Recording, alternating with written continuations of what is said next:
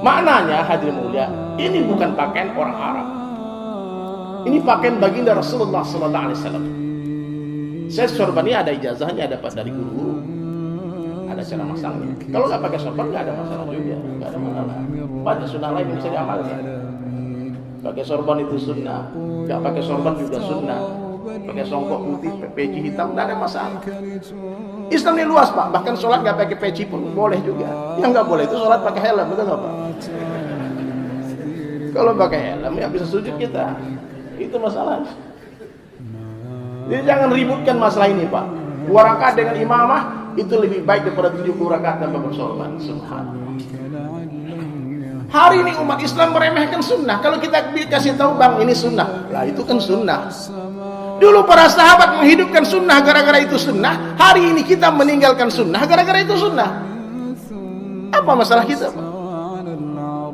Benci kali sama sunnah Nabi, alergi kali pak sama sunnah. Ini kalau pakai orang Arab tuh sakit hati benci. Tapi kalau warga barat-baratan hebat. Apa salah orang Arab sama kita pak? Al-Quran kita aja berbahasa Arab, Nabi kita orang Arab. Khalid bin Walid pernah hadir sekalian di dalam sebuah pertempuran, jatuh topi perang, dia pertaruhkan nyawanya, dia turun dari kudanya hadir menyelamatkan, mengambil topi itu, hampir dia terbunuh. Dan para sahabat bertanya, dia katakan, Khalid, apa yang kau lakukan? Kau mengancam nyawamu sendiri hanya untuk menyelamatkan topimu. Dikatakan, kalian tidak tahu di dalam topiku ini ada satu helai rambut Nabi SAW, dan aku mencintai satu lembar rambut Nabi melebihi dunia beserta isinya. Muhammad sallallahu alaihi wasallam insan kamil, manusia sempurna. Ketika Nabi hendak melepaskan sandalnya, Allah katakan, hai kekasihku, pakai sandalmu. Berbeda dengan Nabi Musa alaihissalam ketika menerima Taurat di Bukit Tursina, Allah katakan, hai Musa, lepaskan sandalmu, ini tempat suci.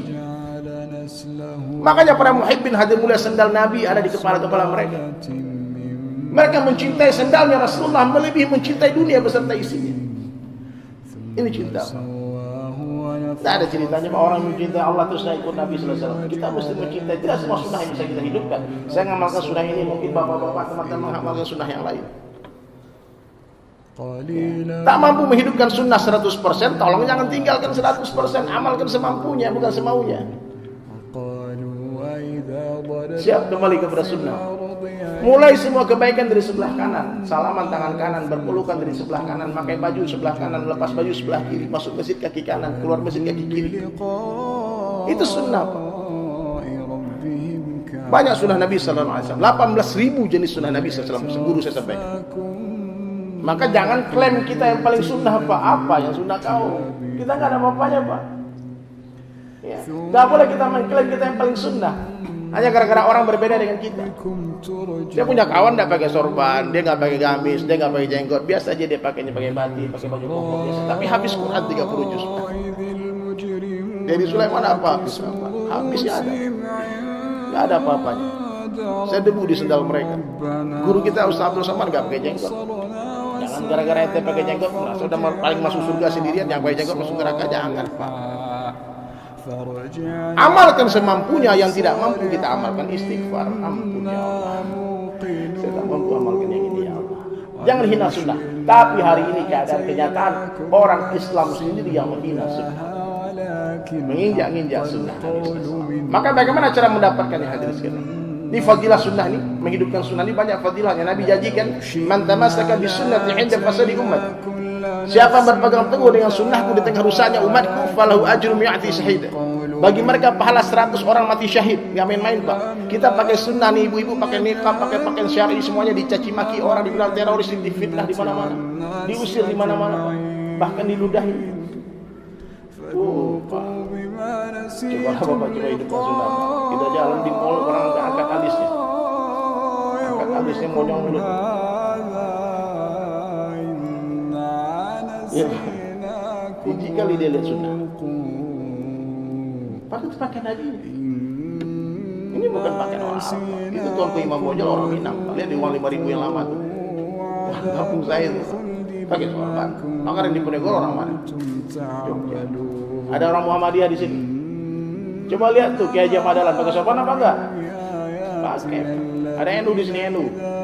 Mbah Hashim Asy'ari pakai sorban. Kenapa benci kalian memakai ini hari ini? Nah, ini masalah kita. Sahabat begitu mencintai sunnah Nabi sallallahu alaihi wasallam. Mereka tak melangkahkan kakinya kalau tak melihat jejak Nabi di depan.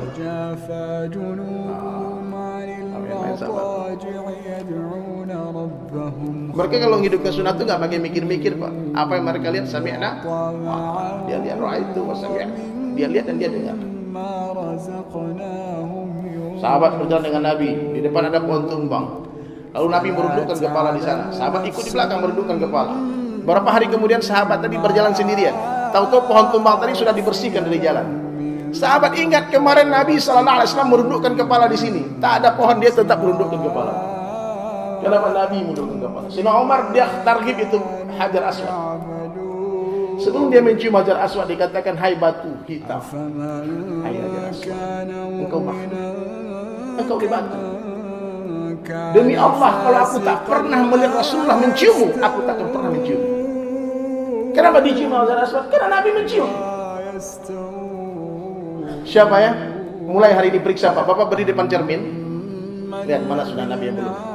Oh, sebelum tidur pakai cilak, kumis dipendekin, pakai siwak, yang belum ada jenggot, pakai jenggot yang bisa pakai ada yang geli ya, kalau salah istighfar aja.